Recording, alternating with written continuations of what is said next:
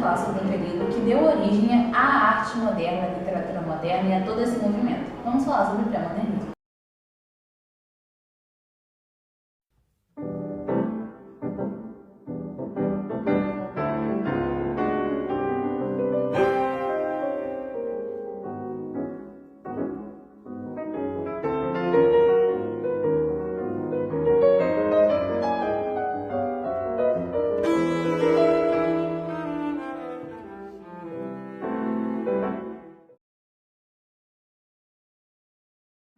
O pré-modernismo foi um movimento muito importante, porque foi um período de transição entre o simbolismo e o modernismo.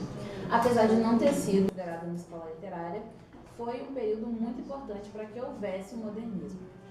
O pré-modernismo aconteceu no Brasil, num contexto histórico, após a abolição da escravatura, onde estava surgindo a Primeira República, que estava tendo conflito com esse processo após a abolição da escravatura, com os negros libertos. Tanto que na Primeira República que teve, houve um processo de tentativa de embranquecimento da população. Dentro desse processo houve a vinda de muitos imigrantes europeus para o Brasil. Estava havendo um crescimento muito grande das lavouras de café em São Paulo. Essa Primeira República que houve no Brasil foi conhecida como República do Café com Leite, que mostrava bem esse desenvolvimento cafeeiro que estava havendo em São Paulo. Também estava havendo um processo de industrialização também em São Paulo e no Rio de Janeiro, essas regiões do Sudeste.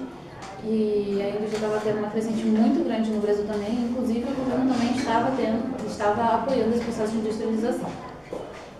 Nesse processo todo de industrialização, desenvolvimento cafeiro e da vinda dos imigrantes para cá, os negros ex-escravizados não estavam tendo lugar no mercado de trabalho, também não receberam indenização diante da abolição da escravatura e diante de todo esse contexto dos problemas com os ex-escravizados, de tentativa de embranquecimento do país e da Primeira República e a industrialização de São Paulo, do Rio e do desenvolvimento da cafeira, ocorreu no sertão a Guerra dos Canudos, que é uma realidade bem prática desse conflito dos ex-escravizados que vivem na miséria, lutando para sobreviver, sem esperança, com o governo, a república, que estava tentando embranquecer o país e não dava oportunidade a essas pessoas.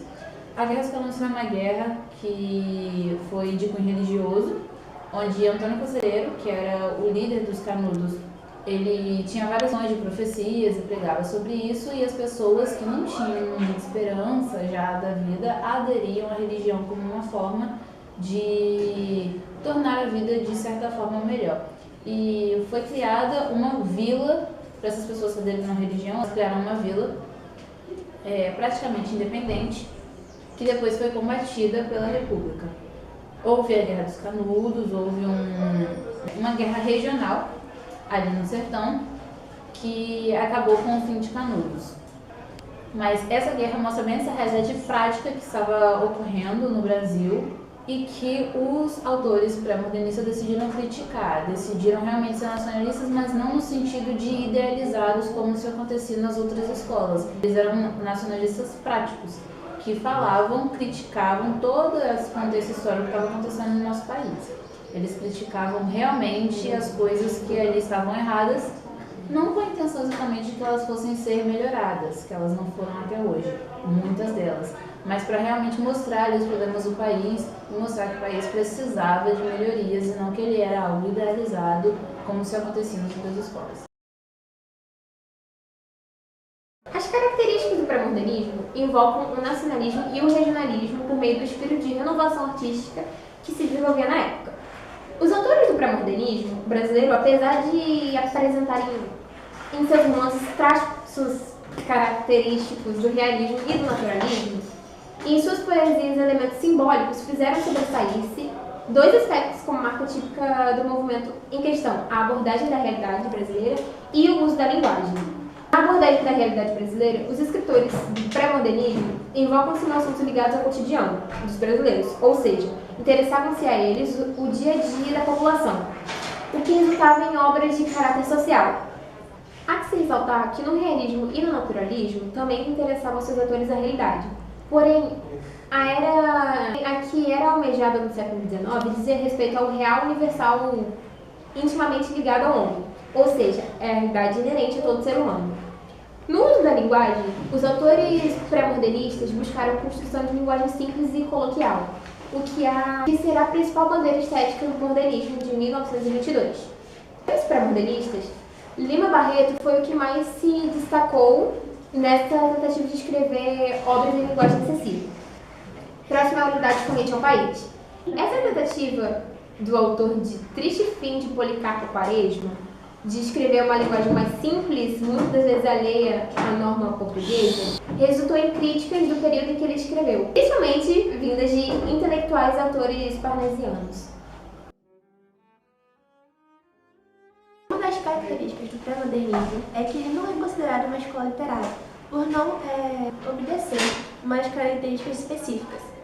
O secretismo e a liberdade na escrita são o seu diferencial. Algumas das características desse período são a denúncia dos problemas sociais enfrentados pela população, a aproximação da população com contextos sociopolíticos, econômicos do país e com obras literárias.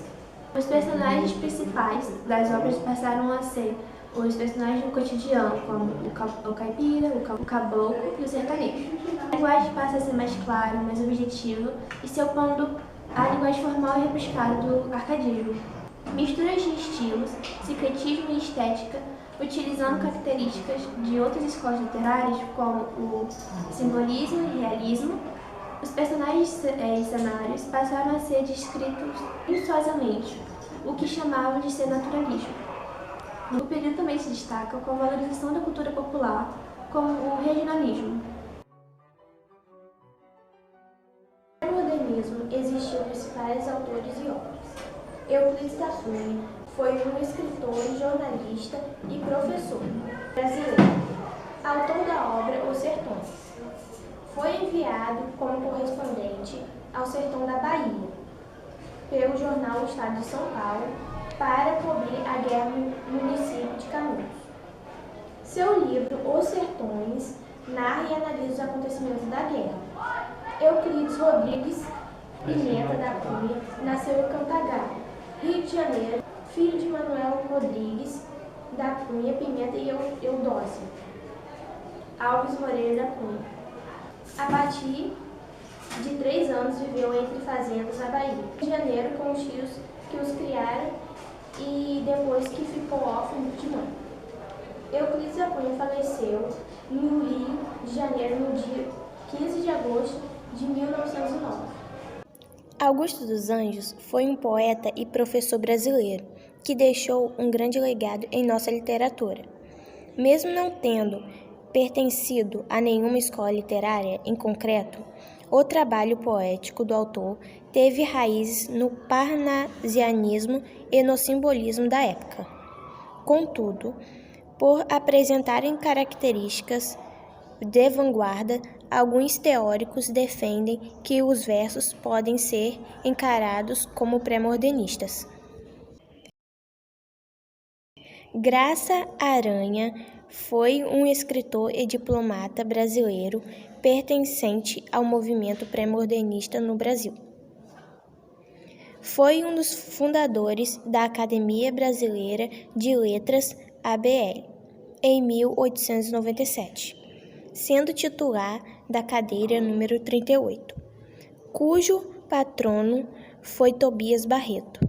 Além disso, exerceu um papel preponderante na Semana de Arte Moderna de 1922.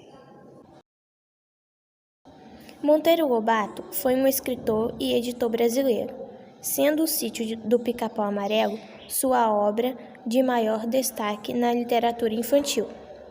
Criou a editora Monteiro Lobato e, mais tarde, a Companhia Editora Nacional. Foi um dos primeiros autores de literatura infantil de nosso país e de toda a América Latina.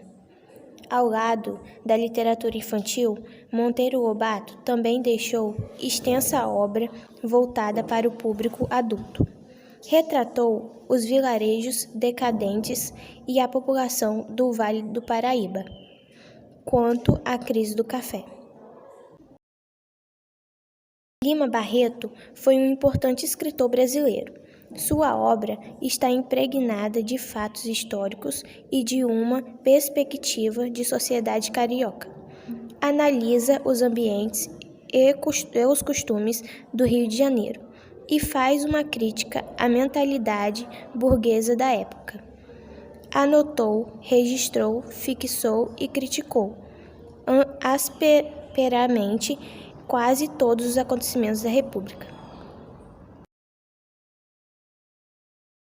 A ideia de modernidade, de inquietude, já era bem presente no século XIX nas obras europeias, como a gente pode citar, por exemplo, Charles Baudelaire, que ele é considerado um dos precursores da noção de modernidade.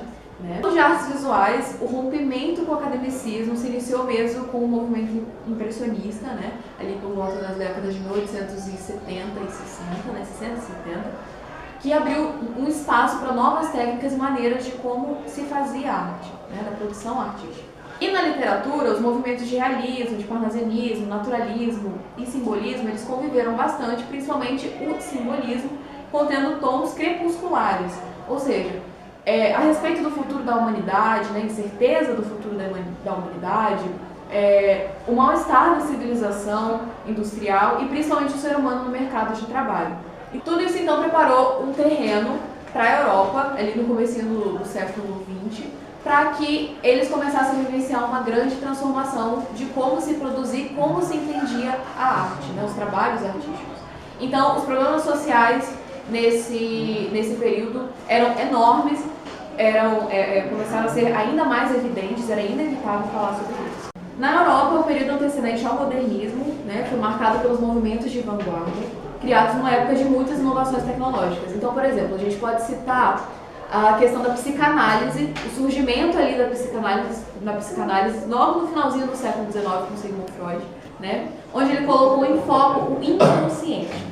O que é isso? Ele diz que esse lugar, o inconsciente, é onde a lógica e a moralidade não comandam.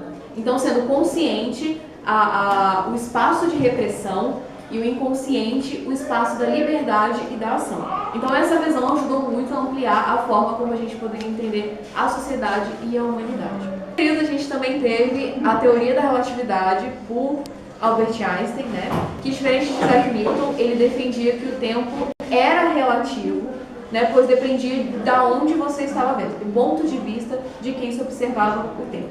Então toda essa quebra radical da física, o surgimento da psicanálise, todos esses transtornos sociais ajudaram ali as pessoas terem uma visão de que um novo mundo está surgindo. E na literatura, especificamente no Brasil, nos primeiros anos ali do século XX, ela passava bem longe de mostrar realmente a realidade da sociedade brasileira. A literatura ela era muito elitizada, mesmo que a República já tivesse sido proclamada em 1889, ainda as coisas que o Brasil necessitava não foram cumpridas, as reformas não foram cumpridas. Então as desigualdades econômicas, políticas, sociais eram bem presentes ali, que ainda existem até hoje, como a gente sabe, entre as diversas regiões do país, onde provocavam vários conflitos, vários problemas sociais, tanto no campo quanto na cidade. Então, a questão dos impactos sociais feitos pelo pré-modernismo foi justamente fazer com que as pessoas problematizassem as questões do país, trazer as questões sociais, os problemas sociais, econômicos e políticos à tona através da arte.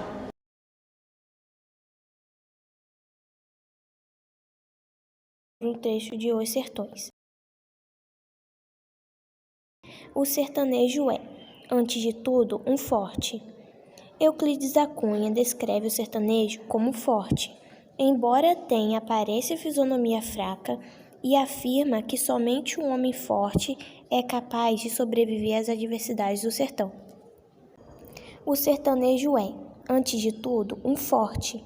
Não tem o raquitismo exaustivo dos mestiços, neurastênicos do litoral. Caminhando, mesmo a passo rápido, não traça a trajetória retilínea e firme.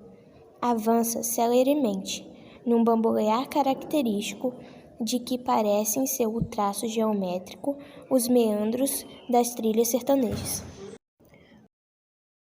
Urupês é basicamente uma série de 14 contos, tendo como ênfase a vida cotidiana e mundana do caboclo, através de seus costumes, crenças e tradições.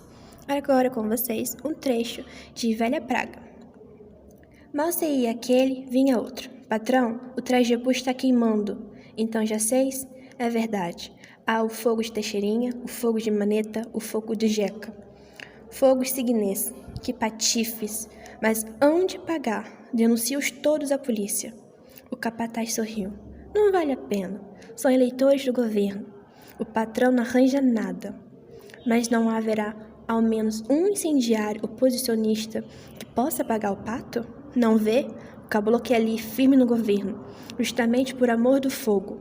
Tinha razão o homem, eram todos do governo, e o eleitor da roça, em paga de fidelidade partidária, goza-se do direito de queimar o mato alheio, impossibilitando de agir contra eles, por meio da injustiça.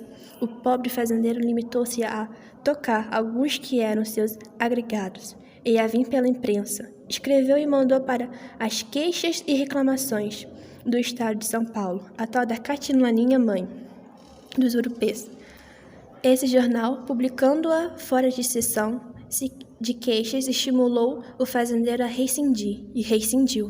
E quando deu acordo de si, virara o que os noticiaristas gravemente chamam de um homem de letras.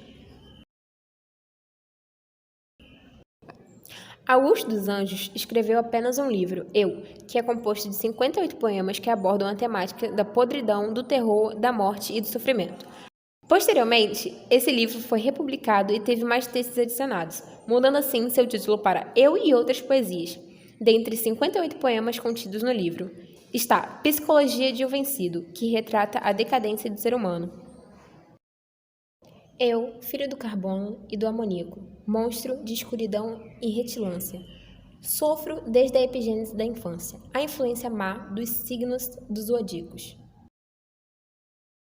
Profundissimamente hipocondríaco, esse ambiente me causa repugnância. Sobe à minha boca uma ânsia análoga à ânsia, que se escapa da boca de um cardíaco. Já o verme, esse operário das ruínas, que o sangue podre das carnificinas come e a vida em geral declara guerra. Anda a espreitar meus olhos para roê-los e há de deixar-me apenas os cabelos, na frialdade e ignorância da terra. Triste Fim de Policarpo Quaresma é uma obra do escritor pré-modernista Lima Barreto. Trata-se de um dos maiores clássicos da literatura brasileira do período. Dividida em 3 partes, ela foi publicada em 1911 nos folhetins do Jornal do Comércio. A obra integral foi publicada em livro somente em 1915. O romance O Triste Fim de Policarpo Quaresma fala de um funcionário público que pretende valorizar a cultura do país. A história inicia em fins do século XIX e tem como espaço a cidade do Rio de Janeiro, onde Quaresma é o subsecretário do ministro de Guerra. Uma de suas ações é propor ao ministro o reconhecimento da língua tupi como língua nacional. Policarpo tem uma postura nacionalista forte e, segundo ele, os índios são os verdadeiros brasileiros. Após esse evento, Quaresma é tido como louco e permanece um tempo internado no hospital psiquiátrico.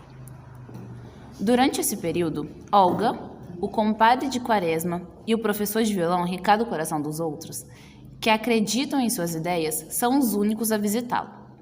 Após sair do hospital psiquiátrico, ele resolve se afastar da sociedade e passar a viver em um local situado na cidade interioriana de Curuzu. O sítio ficou conhecido como Sítio do Sossego, ainda que sua proposta inicial estivesse associada ao cultivo e à dedicação da agricultura. Com o tempo, Quaresma começou a se aproximar de algumas pessoas. A partir daí, ele se envolveu com diversos políticos locais durante a Revolta Armada, vai ao Rio de Janeiro com o intuito de apoiar o governo do Marechal Floriano, que estava sendo enfrentado pela marinha do país.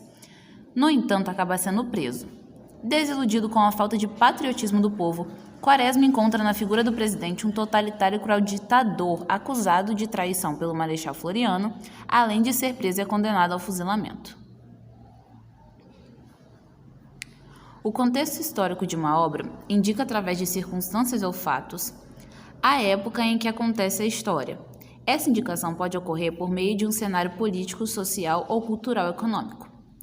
O Triste Fim de Policarpo Quaresma conta uma história que teve lugar durante o governo de Marechal Floriano Peixoto, conhecido como Marechal de Ferro por conta de seu rigor, que ocorreu entre 1891 e 1894.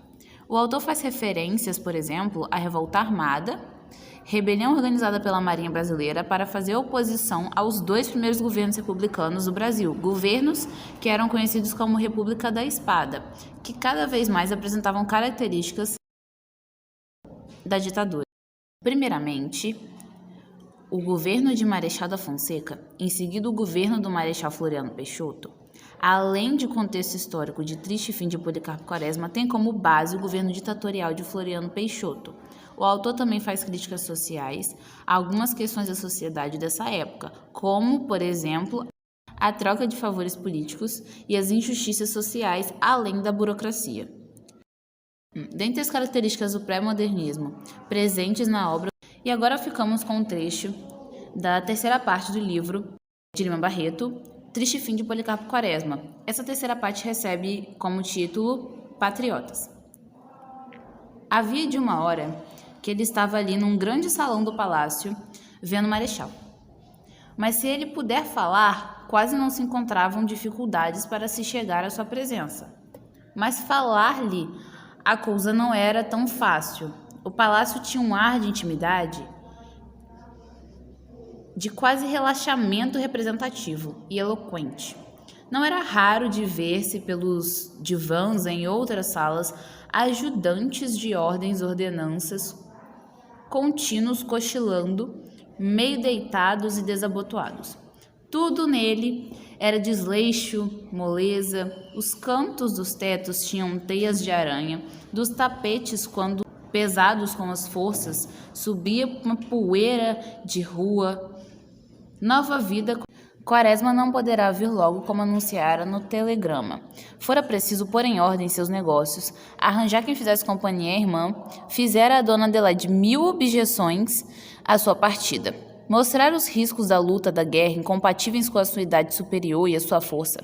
Ele poderia não se deixar abater. Fizeram a pé firme, pois sentindo indispensável necessário que toda a sua vontade, que toda a sua inteligência, que tudo que ele tinha de vida e atividade fosse à disposição do governo para então. Canaã é a obra mais emblemática de Graça Aranha e uma das mais importantes do pré-modernismo. Trata-se de um romance regionalista que possui valor documental. A temática explorada pelo escritor gira em torno da questão da migração alemã no estado do Espírito Santo. Ao amanhecer de um dia de nevoeiro, a paisagem perdera seu contorno exato e regular. As linhas definitivas dos objetos confundiam-se, as montanhas enterravam as cabeças nas nuvens, a cabeleira das árvores fumegava. O rio sem horizonte, sem limite, como uma grande pasta cinzenta, ligava-se ao céu baixo e denso. O desenho apagara-se, a bruma mascarava os perfis das coisas e o colorido surgia como a sombra numa sublime desforra. Por toda parte, manchas esplêndidas se ostentavam. E sobre a campina esverdeada, vaporosa, uma dessas manchas, ligeiramente azulada, movia-se, arqueava-se, abaixava-se, erguia-se e se ia lentamente dissipando. O sol não tardou a vir, e a natureza sacudiu-se. A névoa fugiu, o céu espanou-se e dilatou-se em maravilhosa limpidez. E com isso, nós terminamos o nosso documentário.